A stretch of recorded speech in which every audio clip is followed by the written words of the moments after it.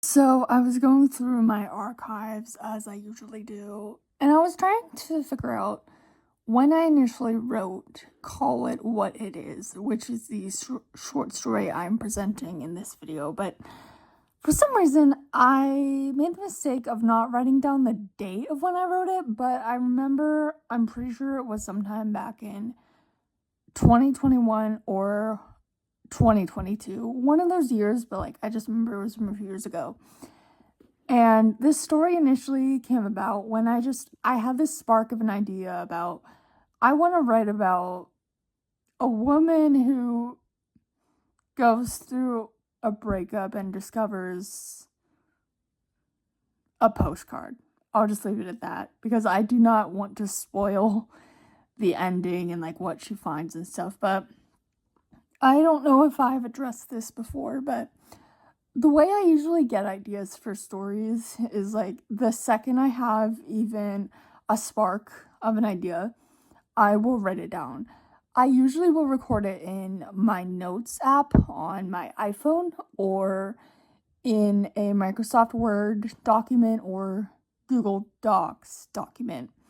Because I've learned the hard way, I need to have more than one location for my story ideas or else I'm going to completely lose them. But yeah, this is one of those stories where I had the spark of an idea, I wrote the idea down, and then I think shortly after that was when I initially wrote this story. But needless to say, I'm actually really proud of this story, and it was originally part of a short story collection I was considering publishing called Love from Different Views. And yeah, it's one of the stories that features in this unpublished collection that I'm honestly debating if I even want to put it out, put out the collection. But regardless, I recorded, so the recording you're hearing of this story, I'd recorded it back on September 5th of 2025. And for context, I'm releasing this video on February 16th, 2026. So yeah, we're a few months behind. But regardless, I really hope you enjoy this story. Our relationship hadn't been okay for a while, and neither of us were brave enough to call the shots and say that we were over, or that we were, at the very least, unhappy. I opened the door of our apartment to find him sitting at the kitchen table with his hands folded out in front of him. "We need to talk," he said. "So if you could just sit down for a moment, I'd really appreciate it."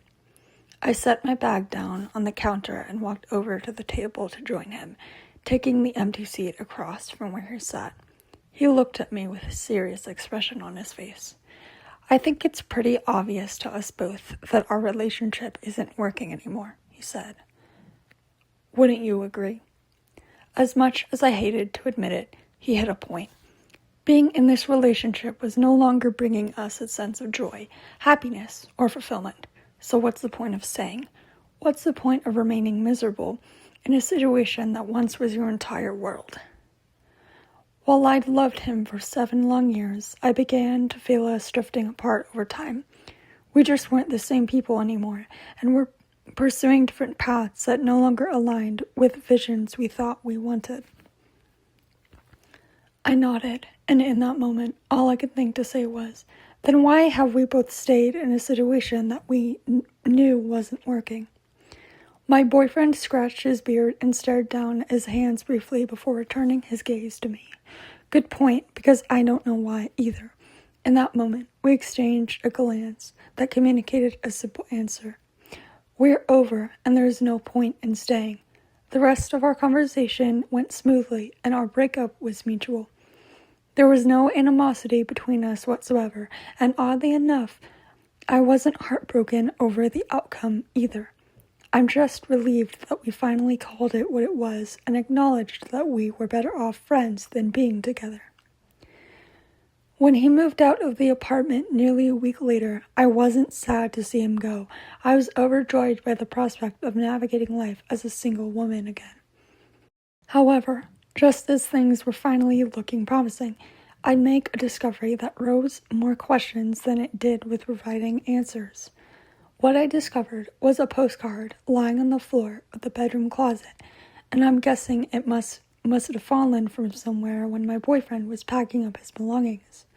The front of the postcard depicted a beautiful shot of the Brooklyn Bridge, and I'm assuming he bought this during his recent work trip to New York City. But when I flipped it over and read what was written on the back of the postcard, my heart leapt inside my throat, and I was met with an intense surge of betrayal. Tracy, I've been thinking about you and the fun we'll have ever since I landed in NYC. I can't wait to explore the city with you, kiss you, hold you in my strong arms, and show you how much I love you. And the best part is that no one has to know, for you are the greatest thing that's ever happened to me. I can't wait to continue having fun with you for the rest of our days when I move out here soon. I'm helplessly in love with you, and no one can change my mind on that. See you soon, my love. Jeremiah. October 24th, 2018.